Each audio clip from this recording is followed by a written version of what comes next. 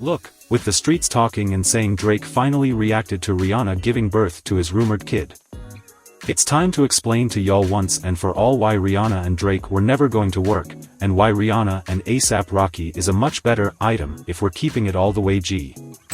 First, even with all his fame and fortune, Drake always seems to put himself in the thirst king position, and Rihanna is way too much of a boss to be with that type of dude. A woman of the stature and notoriety of Rihanna has no business being with some "I would drink your bath water" type lame cat, even if he has some life-changing numbers on that semi-racist platform Spotify. Drake is a thirst king. A thirst king is like the beta male lame dude equivalent of a trap queen. Whether it's Drake dropping bars about "me and Nicki getting married today, y'all should throw a bouquet" line from 2011's Moment for Life, a song that is literally 11 years old. A song that made his Canadian self look like he would literally drink raw maple syrup from a mason jar just to get a long-term shot with his label mate Nicki Minaj. Or it was the "I still fantasize about Rihanna" comment from his 2020 Christmas interview with Rap Radar. He has given queens like Rihanna no choice but to think he is waiting around for them, crying into that watered-down wine spritzer he's always sipping on in every video. Additionally, wasn't Drake rumored to be trying to get a 2-for-1 deal with Kylie Jenner recently while she was still working things out with fellow equally as talented as he is dusty dude Travis Scott? Shouldn't Drake be worried about his lawsuits with that cat, Houston's rioter-in-chief Travis Scott, since Drizzy was literally on the same stage at the time of the tragedy of Astroworld? Shoot, shouldn't Drake be worried about being a good father to his first child that he denied even existed until Pusha T made him look worse than a two-car collision on a one-way street?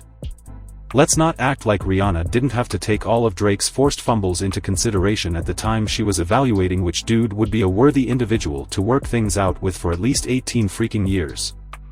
On the other hand, you have an objectively fly full-time fashion icon and sometimes dope rapper ASAP Rocky waiting in the wings. Although Rocky has probably 1/4 the amount of bread and even much less clout that Drake has, he has never once been caught drooling over a chick publicly. His biggest L on the public stage was when he basically said Black Lives Matter ain't really a thing for him because he's in London most of the time on runaways and whatnot. Which is admittedly about the most doofus thing you could say, but that was back in like 2015 before stuff really started getting crazy after George Floyd. And he wasn't lying. It's not like ASAP Rocky is some square suburban dude capping like he's hard. He grew up in straight poverty and was literally homeless at one point, and now he's sipping tea and eating crumpets with Christian Dior executives and stuff like that. It's almost like, who could blame him as a former homeless dude for getting that far away from the streets and using his dollars and notoriety to start wearing designer from the top to the toes? Anyway, the main takeaway here is that a true boss like Rihanna ain't got no time for some Canadian thirst sipper who operates like a dusty in his romantic relationships. Again, let's keep it funky. That secret hot sauce dumper Drake is a dusty in sheep's clothing. Drake is one messy relationship from a love and hip-hop spin-off season. I mean, put it together, Rihanna is literally a billionaire. If she let Drake shoot her club up, she would be baby mama number 2 in a long list of potential further baby mamas, and he would have her out here looking like one of those emojis on the cover of his lukewarm last album, Certified Lover Boy.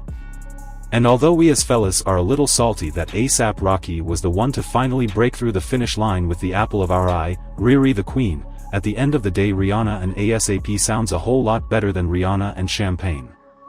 The only champagne Rihanna needs to be seen with is a bottle of Moet after a successfully healthy baby is born.